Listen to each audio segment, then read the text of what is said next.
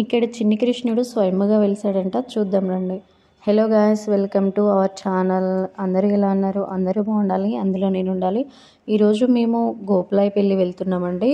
ఇది నల్గొండ జిల్లాలోని నార్కెట్పల్లి నుంచి 2 కిలోమీటర్స్ దూరంలో ఉంటుంది. ఇక్కడ వెదర్ చూడండి ఎంత బాగుంది. అండ్ మేము వెళ్ళినప్పుడు అలా ఎండ లేదు, వర్షము లేదు, క్లైమేట్ చాలా బాగుంది. అండ్ ఇక్కడ వ్యూ చూసారా? వ్యూ ఎంత బాగుందో కదండి. మనము అంటే మంచి వ్యూ కోసము అలా ఎక్కడెక్కడో దేశాలకు వెళ్తాం. అలానే మన తెలంగాణలో ఇంత మంచి వ్యూ, ఇంత పీస్ఫుల్ ఉండే టెంపుల్, స్వయంగా వెలిసిన చిన్ని కృష్ణుడు ఉండడం, సో తప్పకుండా విజిట్ చేయాల్సిన ప్లేస్ అని చెప్పొచ్చు.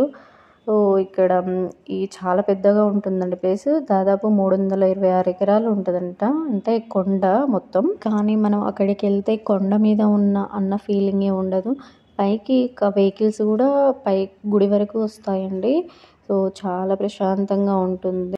ఇక్కడ శ్రీకృష్ణుడు స్వయంగా వెలిసాడండి. రుక్మిణి సత్యభామ సమేతంగా శ్రీ వారిజాల వేణుగోపాల స్వామిగా మనకి ఇక్కడ దర్శనమిస్తాడు. ఇక్కడ హడావిడి ఏముండదు.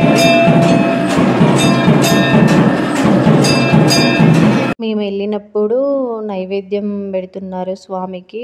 సో అరౌండ్ మార్నింగ్ 10:30 అలా అయింది. సో కరెక్ట్ నైవేద్యం పెట్టే టైంకి వెళ్ళాము. ఇక్కడ మనకి చాలా రకాల పూలు కనిపిస్తాయండి. గార్డెన్ చాలా బాగా పెంచారు. మందారాలు అయితే ఎన్ని రకాలు ఉన్నాయో, రెడ్, ఆరెంజ్, వైట్ చాలా ఉన్నాయి. ఈ వనంలో మొత్తంలో కృష్ణుడు ఉన్నాడండి. చాలా బాగున్నాడు కదా. ఇక్కడ పారిజాతాలు, చాలా నందివర్ధనాలు, చాలా రకాల పుష్పాలు ఉన్నాయి. ఇక్కడ ఈ స్వామికి ఈ పుష్పాలే రోజు ఉపయోగిస్తారంట. ఏదైనా పండగలకి, ఏదైనా స్పెషల్ ఉన్నప్పుడు మాత్రమే బయట నుంచి ఫ్లవర్స్ యూజ్ చేస్తారంట. పూర్వం ఈ కొండపై మొత్తం వారిజాల వృక్షాలు ఉండేవంటండి. వారిజాల వృక్షాల కింద ఒక పుట్ట ఉండేదంట. పుట్టలో చిన్ని కృష్ణుడు బాలరూపంలో ఉండేవాడంట. సో అది ఎవరు చూడలేదంట.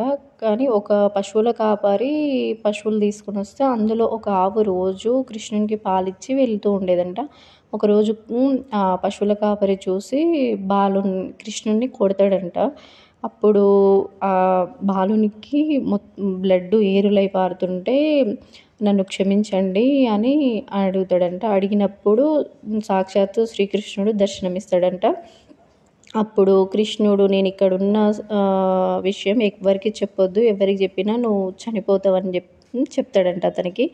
సో అతను మాత్రం నేను ఒక్కరిని చనిపోయినా పర్వాలేదు, అందరికీ శ్రీకృష్ణుని దర్శన భాగ్యం జరుగుద్ది అనేసి ఊళ్ళో వాళ్ళందరికీ చెప్తాడంట. అప్పటి నుంచి అక్కడ శ్రీ వారిజాల వేణుగోపాల స్వామి అందరికీ కోరికలు తీరుస్తూ రుక్మిణి సత్యభామ సమేతంగా మనకి దర్శనమిస్తున్నాడు. సో వ్యూ మాత్రం చాలా బాగుంది, అస్సలు మిస్ అవ్వకండి. అండ్ ఇక్కడ కొంచెం పైకి వెళ్తే మనకి శివాలయం కూడా ఉంటుంది. పెద్ద హనుమాన్ ఉంటాడు. మనకి ఇంకా పైకి అలా అక్కడ కనిపిస్తుంది కదా గుడ్డ, అక్కడ ఆ పైన ఇంకా ఇష్టకామేశ్వరి అమ్మవారు ఉంటారంట. మేము అక్కడికి విజిట్ చేయలేకపోయాము. సో మాకు చిన్నపిల్లలు ఉన్న వల్ల మేము వెళ్ళలేకపోయినాం. సో మీరు వెళ్ళినప్పుడు ఖచ్చితంగా అక్కడ కూడా ట్రై చేయండి, వెళ్ళి చూడండి. అక్కడ ఇష్టకామేశ్వరి అంటే మనం కోరిన కోరికలు నెరవేర్చే అమ్మవారు అని అంట.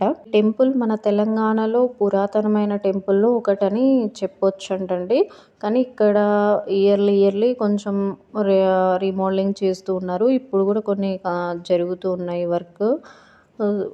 వ్యూ పైనుంచి చూస్తే ఇలా ఉండింది. క్లైమేట్ బాగుందండి మేము వెళ్ళినప్పుడు. సో ఇక్కడికి వేణుగోపాల స్వామి దగ్గర ప్రత్యేకమైన పూజలు అంటే ఎవ్రీ మంత్లో పౌర్ణమి రోజు స్వామివారి కళ్యాణం జరుగుతుందంట. అండ్ రోహిణి నక్షత్రం రోజు హోమాలు జరుగుతాయంట. సో ఆ రోజు వెళ్తే మనం ఆ కళ్యాణానికి, హోమానికి కూడా అటెండ్ అవ్వచ్చు అంట దంపతులు వెళ్తే. సో ఈసారి వచ్చినప్పుడు అలా చూసుకొని రండి. ఈ కొండ మనకి పైనుంచి చూస్తే గోవు ఆకారంలో ఉంటుందంటండి.